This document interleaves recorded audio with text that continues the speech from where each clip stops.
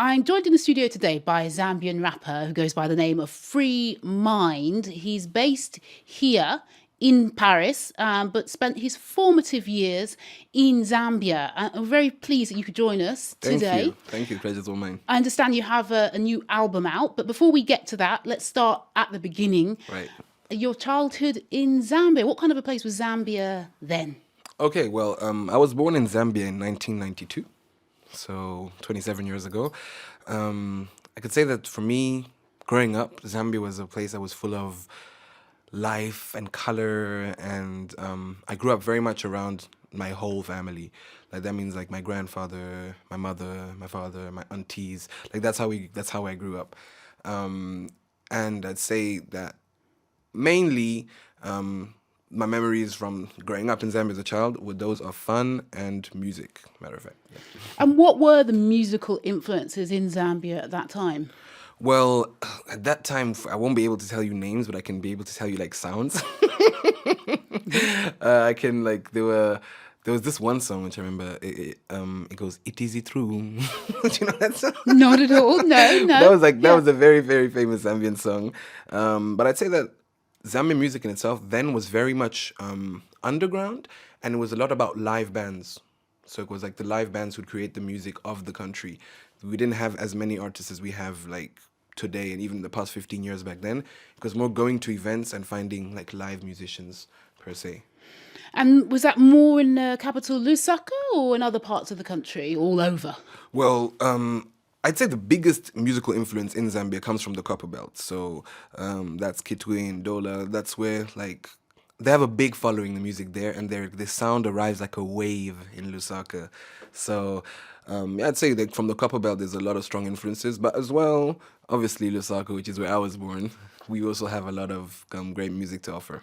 And then the Copperbelt, of course, is in the north of Zambia and sort of goes across the border into Democratic Republic of Congo, which here in France is known as a kind of, a musical pioneer of a country. So do you hear, the sounds that that come from a Copperbelt in Zambia? Do they resemble the sounds of That's an interesting question, in DRC actually. or not at all?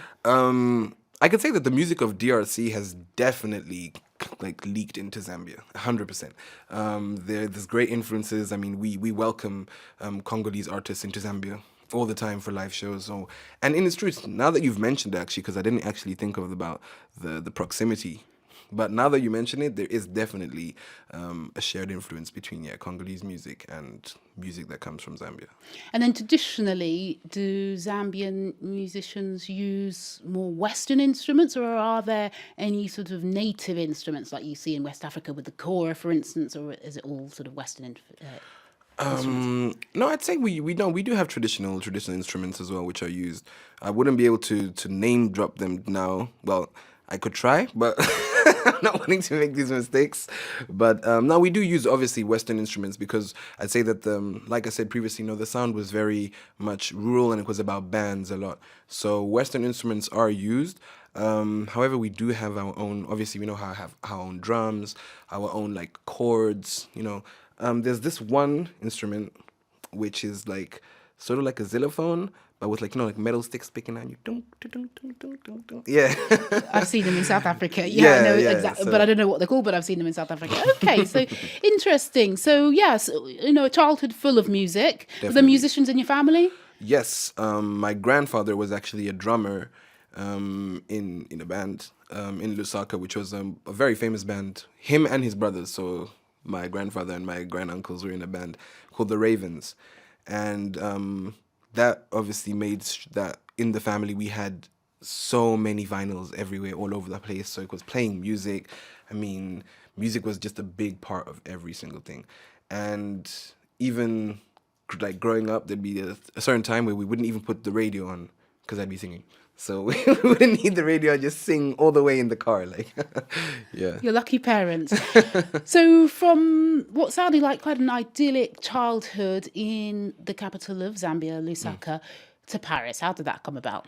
Well, matter of fact, my aunt who raised me as her son took me with her to Paris. Very surprising for me, I can say.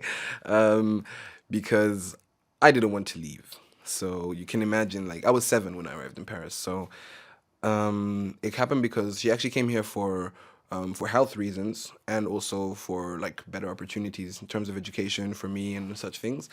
So arriving in France, I was very much overwhelmed by everything, every single thing. The main barrier being, of course, the language.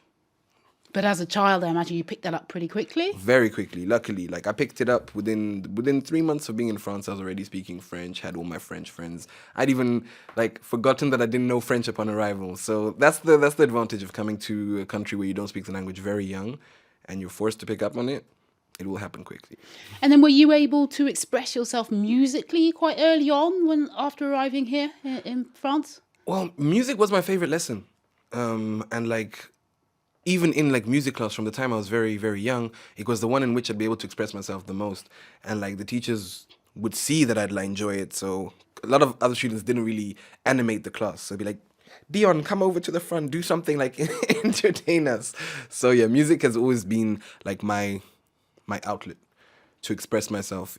Well, when language was a barrier, but even with language, it's I still use music. Really nice. And then we've seen the influence, a massive influence of Afropop across the African continent, but Yes. also around the world. Really, is that Afropop strong in Zambia as well? Yes, most definitely. I mean, it's the sound of Africa now. You know, it's become the sound of Africa.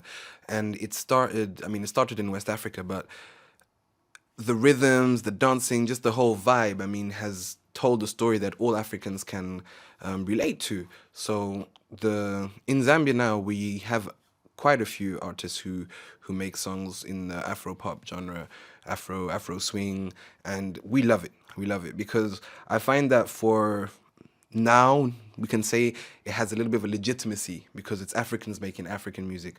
For a long time, even a comment that I've heard as well is that you're American, you know, like you're doing American things and everything. So now the fact that the music has finally been accepted as, oh, this is Afro. When we're making this music, we have, I think, more pride in making it. And with that sense of pride and the fact that Afropop has been exported outside of the African continent, has that helped your career in any way? Being an Anglophone artist here in Paris, has that helped you? I would say that if I released the songs which I have done in the Afropop genre, it could have helped me. But for the moment, I'm trying to perfect my skills in this sort of music before branching out, because there's so many great artists who are doing it justice, that I find that where I'm at right now is where I'm the best.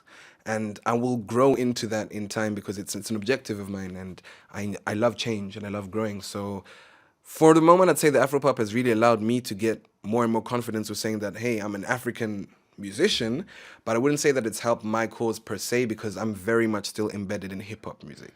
Yeah, and I can hear even the way you speak English, your English is accented American as opposed to British, for instance. Is it? Yeah, I would say so. Yeah. So who are some of your influences in the rap world, either in America or not? Well, my biggest influences musically, well, from when I was young, it's like cliche a little bit, but it was Michael Jackson by far. Then growing up, I'd say Kanye West. Kanye West had a huge influence on me, just because of the when he first started coming out, the soulful beats that he had and everything reminded me of what I grew up listening to, but it was brand new as well. So Kanye West definitely had a big influence on me. And I'd say when I started writing my own raps was the day I heard the song I Know I Can by Nas.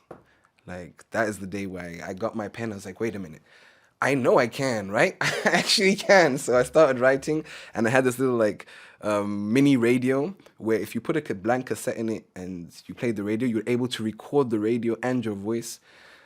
I don't know how that happened, but I was able to make my own little mixtapes back then. And so, yeah, I'd say Kanye West and Nas were the biggest influences which actually got me starting in hip-hop music. And then over time would be T-Pain and Akon. So, Akon, yes, I know, but T-Pain, no. You don't know T-Pain? No, unfortunately, educate me. He sings the song Buy Your Drink. Right. Baby girl, what's your name? You know? No, still no.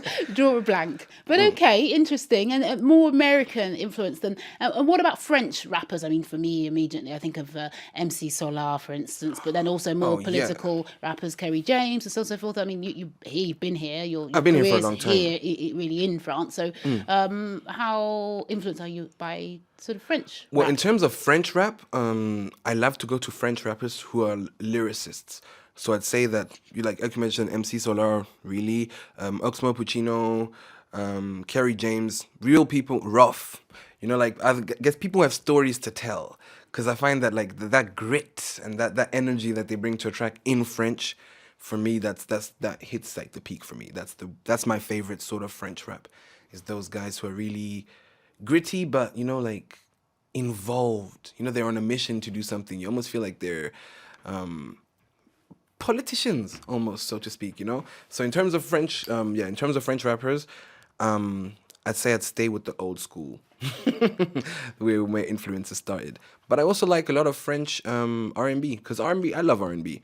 And my influences from when I was young would be Corneille, Corneille, Yes, I do. and Singila. Singular, no, that draws a blank as well. Okay. Okay. Two blanks that I need to show you after this. Okay, Yeah. good. I look forward to that. Okay, so R&B, so soulful, but then you've chosen the stage name Free Mind. That to me suggests quite political rap. The 2 or 3 songs that I've listened to of yours do seem to have quite conscious lyrics. So do you consider yourself a sort of political rapper, or what's behind the name?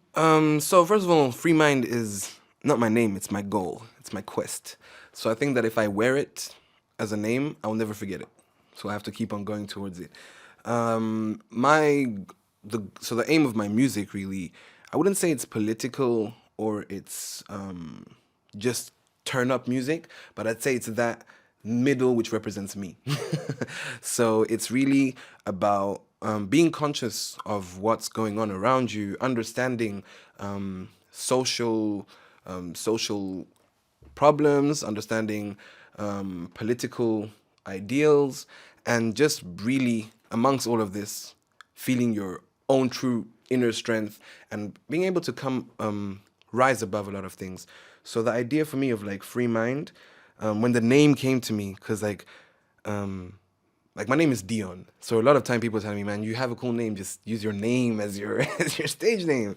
And I wanted to separate my musical persona from who I am humanly. And so I first went by the name of Man Like D. That was my UK influence.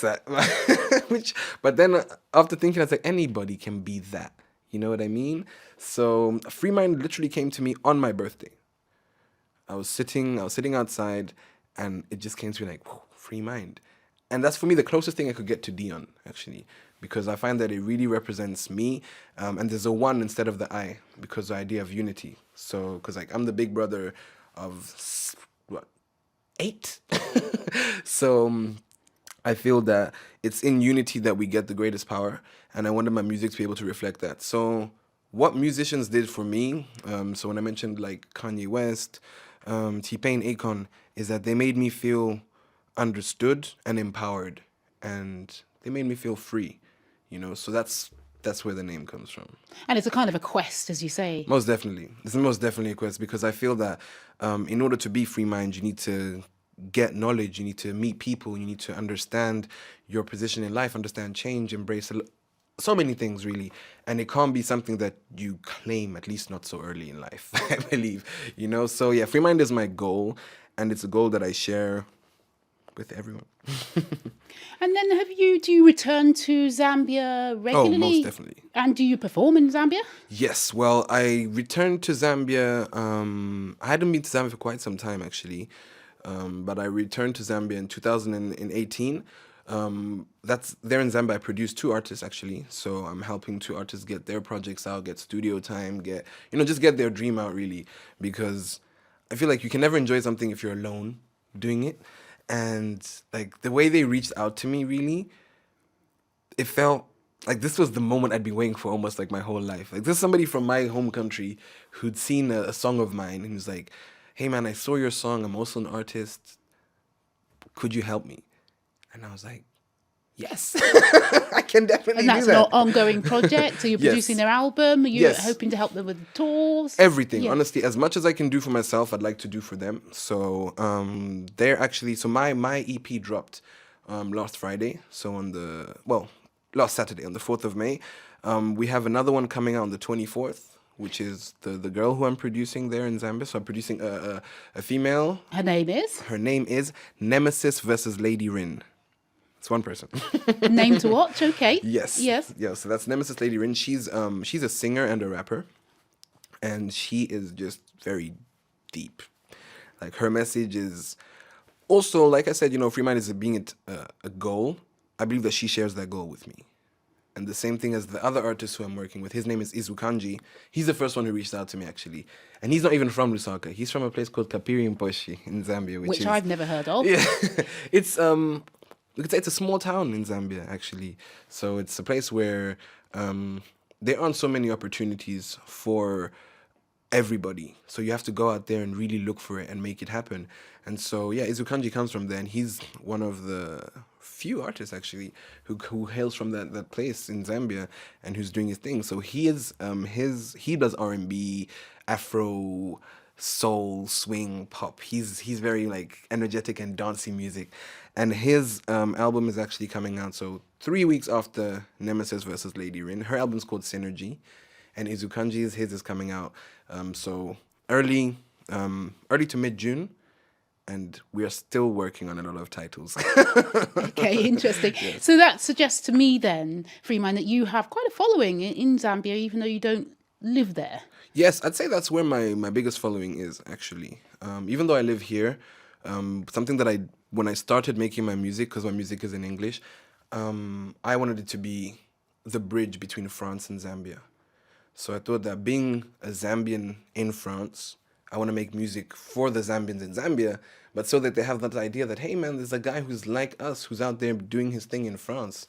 So that's why I started out aiming, and it worked. I mean, like, there's the music videos that we're showing here. So, like, International Busman really did a lot for me. Like, it played on like TVs back home, on radio stations. Like, a lot of people have been reaching out to me and saying, wow, man, like, this is amazing. So I guess I've been able to touch the people in Zambia and reach them and elevate them in a way that they're proud, And I find that because we're such a small country on the international spectrum, whenever we see a Zambian doing well, we're just so happy, and we're like, man, this is me doing well, And then what about, you are living here, you're living to the north of Paris, Yes.